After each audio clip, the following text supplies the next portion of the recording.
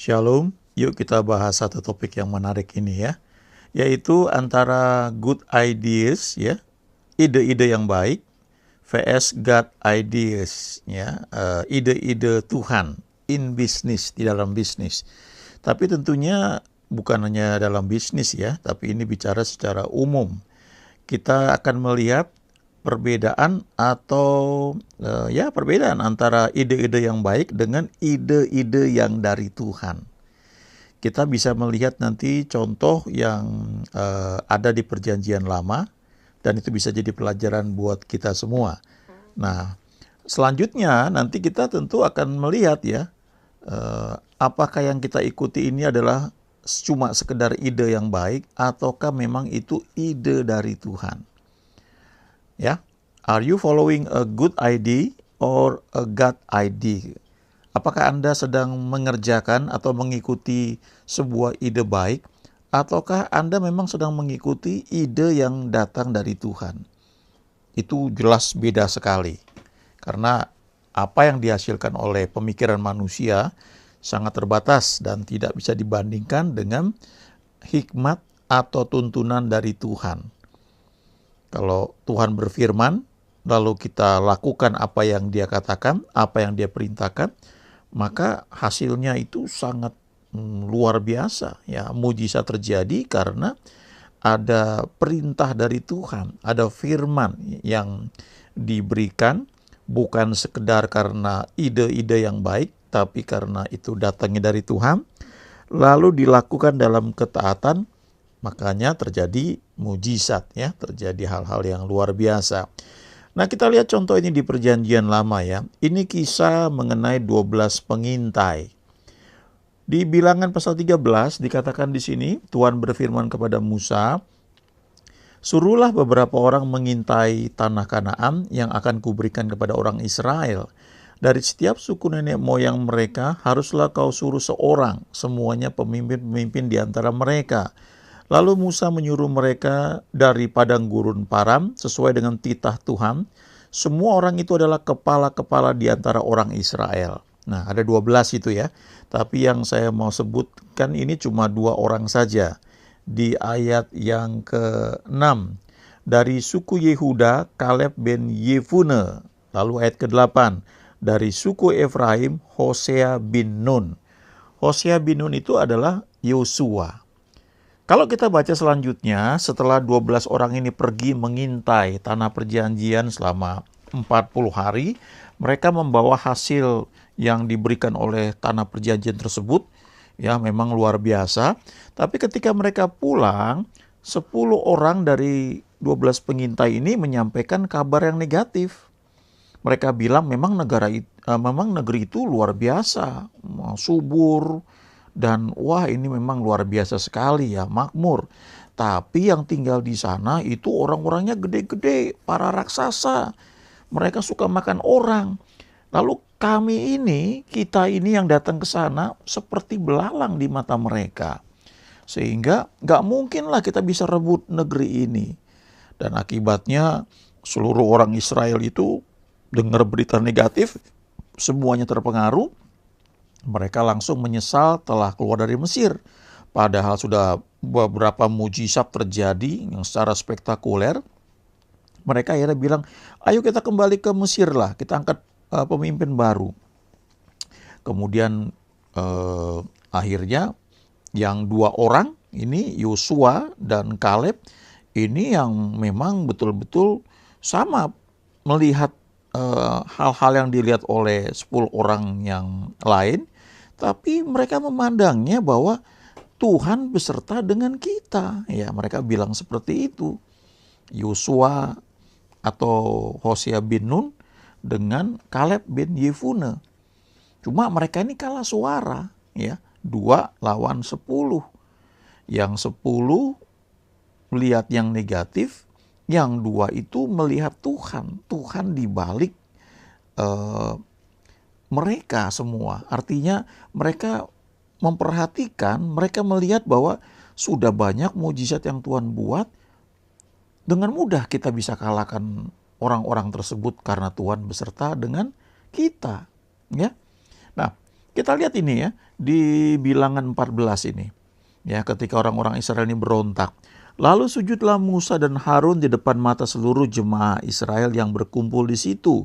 Tetapi Yosua bin Nun dan Kaleb bin Yefune yang termasuk orang-orang yang telah mengintai negeri itu mengoyakkan pakaiannya dan berkata kepada segenap umat Israel, negeri yang kami lalui untuk diintai itu adalah luar biasa baiknya. Jika Tuhan berkenan kepada kita, maka Ia akan membawa kita masuk ke negeri itu dan akan memberikannya kepada kita. Suatu negeri yang berlimpah-limpah susu dan madunya. Hanya janganlah memberontak kepada Tuhan dan janganlah takut kepada bangsa negeri itu, sebab mereka akan kita telan habis. Yang melindungi mereka sudah meninggalkan mereka, sedang Tuhan menyertai kita. Janganlah takut kepada mereka. Lalu segenap umat itu mengancam hendak melontari kedua orang itu dengan batu, tetapi tampaklah kemuliaan Tuhan di kemah pertemuan kepada semua orang Israel. Kalau kita lihat di sini ya, ini perkataan Yosua ya dan juga Kaleb. Ya, mereka bilang ayat yang ke-9 ya. Hanya janganlah memberontak kepada Tuhan dan janganlah takut kepada bangsa negeri itu, sebab mereka akan kita telan habis. Itu bahasa Inggrisnya itu, they are bread for us. Mereka itu roti yang akan kita makan. Yang melindungi mereka sudah meninggalkan mereka. Jadi ini mereka melihat ke dalam lebih dari sekedar yang dengan mata jasmani. Mereka melihat dalam dunia roh ya, bahwa yang melindungi mereka itu sudah meninggalkan mereka. Kenapa? Karena memang ini sudah saatnya orang Israel ini masuk ke tanah perjanjian. Lalu dikatakan sedang Tuhan menyertai kita. Janganlah takut kepada mereka. Nah, bandingkan ketika Daud berhadapan dengan Goliat. Dia nggak lihat Goliat yang badannya gede. Ya memang dia lihat dengan mata jasmani. Tapi di balik itu dia lihat tembus ke dalam dunia roh ya, istilahnya seperti itu. Dia melihat bahwa badan kamu boleh gede, tapi kamu nggak disunat, kamu nggak punya perjanjian dengan Tuhan pencipta semesta alam. Saya walaupun badan saya kecil, tapi saya ini adalah orang yang disunat, orang yang punya perjanjian dengan Tuhan semesta alam. Karena pada saat itu sunat itu adalah lambang atau tanda perjanjian yang diperintahkan oleh Tuhan kepada Abraham dan semua keturunannya. Jadi Daud waktu itu dia nggak lihat gedenya Goliat, dia lihat kamu boleh gede tapi kamu nggak punya perjanjian. Yosua dan Kaleb juga melihat hal yang sama. Tuhan menyertai kita, pasti kita akan bisa menang. Nah sekarang kita lihat ya, ketika di kitab Ulangan, ya namanya ulangan, jadi itu sesuatu yang diulang ya, dicatat oleh Musa dan Musa meriwayatkan kembali. Ini menarik deh, di Ulangan 1 Musa bilang begini, lalu kamu sekalian mendekati aku dan berkata, marilah kita menyuruh beberapa orang mendahului kita untuk menyelidiki negeri itu bagi kita, dan membawa kabar kepada kita tentang jalan yang akan kita lalui dan tentang kota-kota yang akan kita datangi. Ayat 23 perhatikan, ini kata-kata Musa. Hal itu kupandang baik. That's a good idea. Ya, itu ide yang baik. Jadi aku memilih daripadamu 12 orang dari tiap-tiap suku seorang. Ya, jadi kalau kita perhatikan di sini, ternyata yang dikatakan tadi di kitab Bilangan, ya, ketika Tuhan memerintahkan Musa untuk memilih 12 orang sebagai pengintai ya untuk mengintai tanah perjanjian. Ternyata waktu Musa meriwayatkan kembali ya, ketika Musa menceritakan kembali, dia bilang bahwa ide ini ternyata datang dari orang Israel. Jadi bukan dari Tuhan sebenarnya. Kan di ayat 22 dikatakan, lalu kamu sekalian mendekati aku dan berkata, yuk kita suruh beberapa orang untuk mendahului kita, untuk mengintai negeri itu bagi kita, supaya kita tahu ya kira-kira seperti apa. Lalu ayat 23 Musa bilang, that's a good idea. Itu ide yang baik. Hal itu kupandang baik. Jadi ini sebenarnya ide baik, bukan ide dari Tuhan. Nah, coba bandingkan dengan ketika Yosua ya menggantikan Musa. Musa sudah meninggal ya, dan Tuhan berkata kepada Yosua, kuatkan teguhkan hatimu, jangan takut, aku menyertai engkau. Cuma Tuhan bilang, jangan lupa memperkatakan kitab Taurat ya, renungkan siang dan malam supaya engkau bertindak hati-hati. Nah, di Yosua pasal 2 dikatakan di sini ya, ayat 1. Yosua bin Nun dengan diam-diam melepas dari Sitim 2 orang pengintai. Katanya, pergilah amat-amatilah negeri itu dan kota Yeriko. Maka pergilah mereka dan sampailah mereka ke rumah seorang perempuan sundal yang bernama Rahab, lalu tidur di situ. Nah, kalau ini Yosua ini dengan diam-diam mengutus 2 pengintai. Jadi idenya ini bukan datang dari orang Israel, tapi Yosua sendiri dengan diam-diam mengutus 2 orang pengintai. Kira-kira dari mana Yosua dapat ide itu? Jangan lupa di Yosua 1 perintah Tuhan kepada Yosua adalah jangan takut, jangan gentar, aku menyertai engkau, dan jangan lupa memperkatakan kitab Tauratku. Renungkan itu siang dan malam, supaya engkau bertindak hati-hati. Nah, saya percaya karena Yosua melakukan perintah Tuhan, memperkatakan Taurat Tuhan, merenungkannya siang dan malam, lalu muncul ide yang dari Tuhan. Dengan diam-diam dia utus 2 orang pengintai ini untuk pergi menyelidiki tanah perjanjian. Ya, jadi beda dengan 12 pengintai yang diutus oleh Musa. Memang kalau kita baca di kitab Bilangan dikatakan bahwa Tuhan memerintahkan kepada Musa untuk memilih 12 orang menjadi pengintai. Tapi di kitab Ulangan Musa bilang itu ide dari orang Israel. Dan ketika disampaikan kepada Musa, Musa bilang, that's a good idea. Itu ide yang baik. Nah, kita melihat di sini bahwa ide baik saja tidak cukup.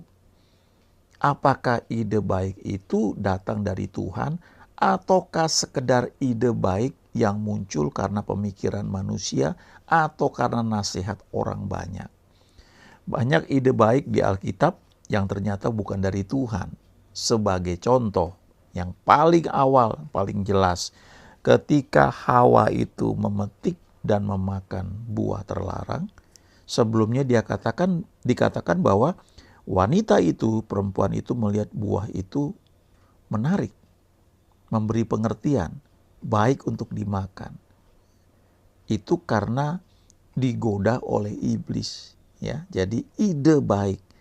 Dia tidak tanya Tuhan lagi, dan dia makan. Adam yang di samping dia juga sudah nggak tanya Tuhan lagi, dan mereka makan buah terlarang dan mereka jatuh dalam dosa.